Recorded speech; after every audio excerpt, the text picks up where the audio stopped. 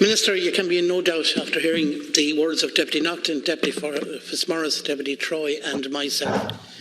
And it really is not good enough. It is, and you're talking in your reply about the station having been closed for up to 3 months, 12 weeks.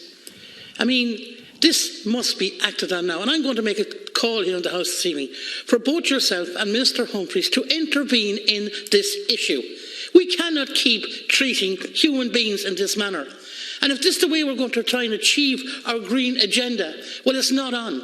As I said earlier, it must be done by cooperation and people working together and not sacrificing people's livelihood. So many people in our region are going to be struggling out of this situation.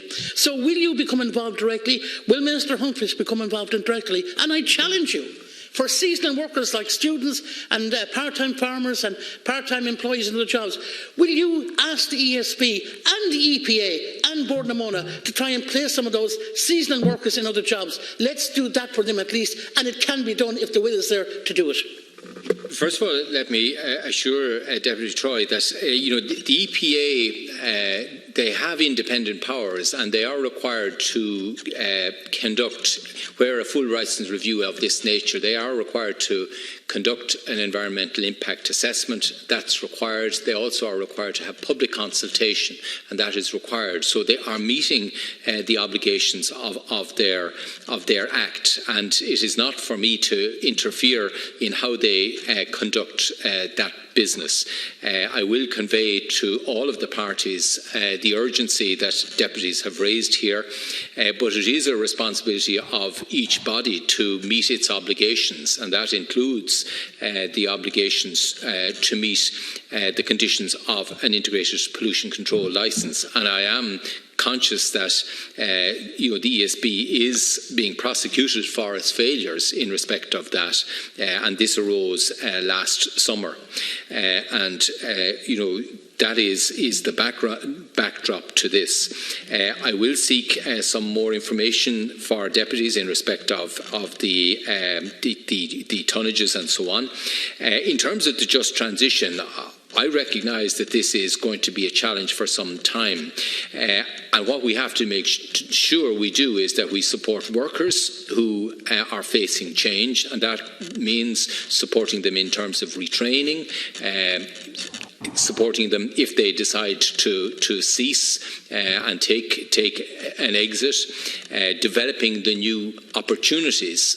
And I think, to be fair to Bord na Móna, I think they have been exemplary in seeking to develop opportunities in a decarbonised world. They have sought to open up new generation capacity in the renewable sector. They're also looking at the waste management sector and the resource recovery sector, which is a sector where they can develop opportunities. They're looking at aquaculture. They're looking at various horticultural projects.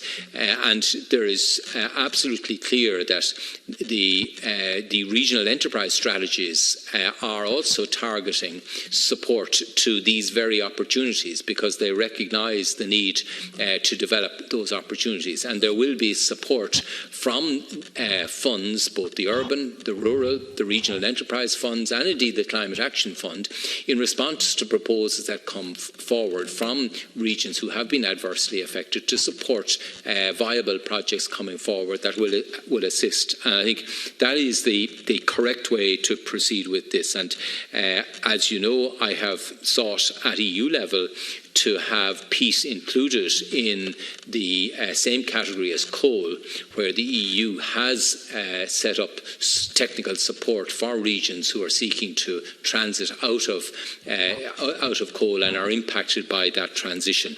So I am proceeding on all of those fronts to develop effective policies to support workers affected by the impact of change that is coming. I can assure you that there is no sinister agenda on my part.